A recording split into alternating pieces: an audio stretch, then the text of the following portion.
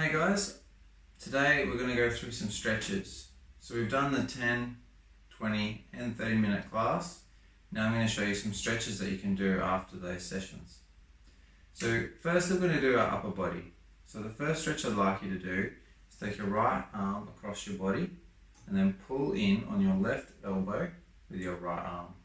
So you're going to pull in until you feel the stretch there in that right shoulder. I'm going to hold these on for about 20 seconds and just feeling the stretch there, and then we're going to take that one down, left arm across the body, pulling in with the right and feeling the stretch there in the back of that left shoulder.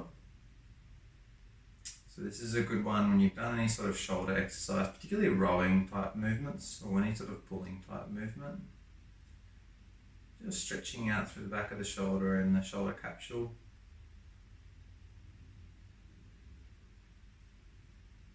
Okay, we'll take those ones down. The next one we're going to do, I'll sit down to show you this one so you can see it a bit more easily, but you can do this one in standing as well. Take your right arm over, like you're going to scratch your back. Take your other hand on top of the elbow, and if it feels comfortable to do so, you can push down just a little bit, feeling the stretch in the back of the upper arm. If you've got the range of motion to do so, you can take your other arm up above your head. Same thing, we're going to hold that on for about 20 seconds.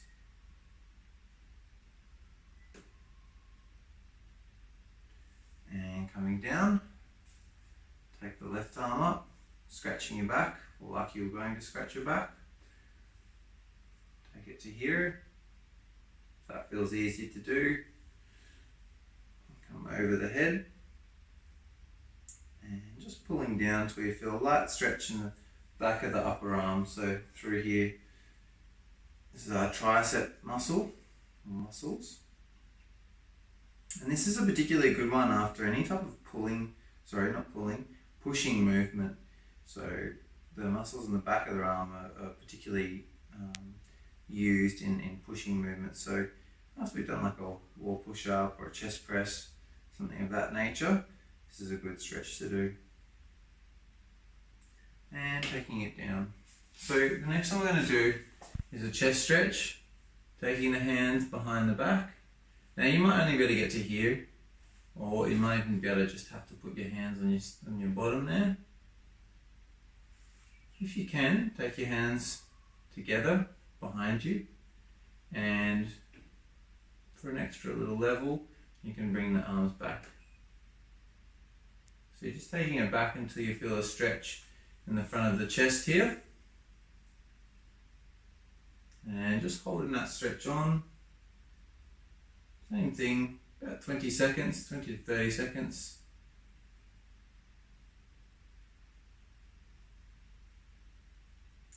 And coming down. So we're going to go into some leg stretches next. So for the leg stretches, the first one we're going to do, find a chair. We're going to put our leg up on the chair like this, knees slightly bent, toes relaxed, and then with a straight back, just leaning forward till you feel a light stretch in the back of the thigh. Now you can hang on to the chair to give yourself a bit of extra support. I'm just going to feel in that light stretch, knees slightly bent, toes relaxed. Good one to do after you do any sort of squatting or stepping movement.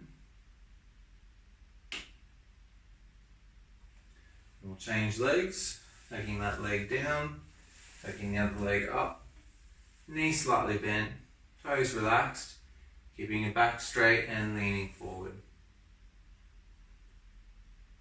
So as I said, these type of stretches are best to do after you finish your exercise.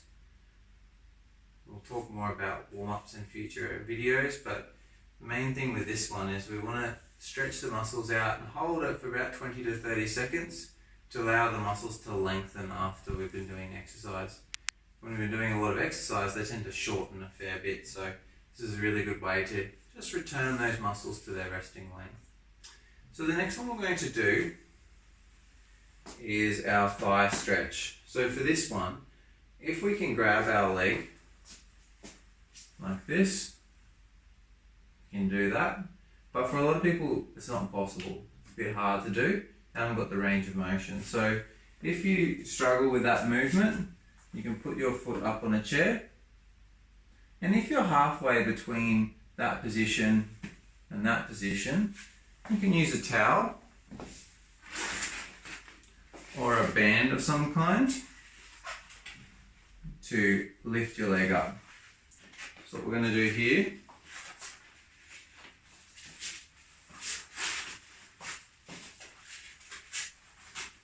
using a towel or band, I'm going to pull my leg up behind myself, and that allows me to adjust the pressure. So you might only be able to just come up a little bit higher than the chair, but you want to go till you feel a light stretch in the back of the thigh.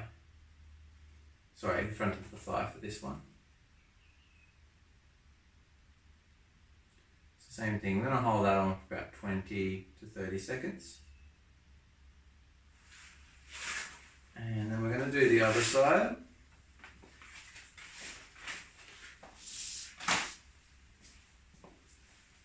Pulling up, feeling a stretch in the front of the thigh.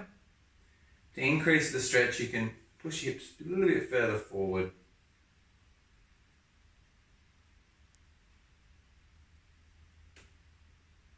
Holding on for 20 seconds.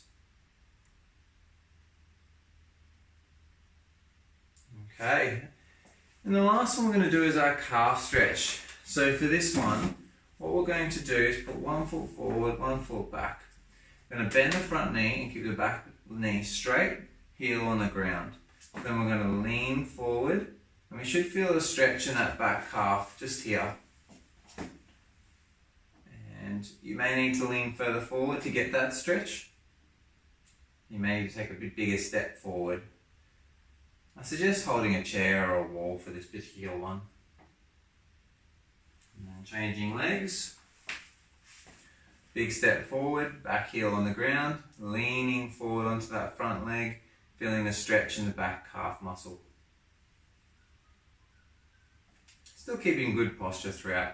Now this one's really important. If you do end up going for walks and that's part of your exercise regime, then this is a really good one to do after you finish your walking.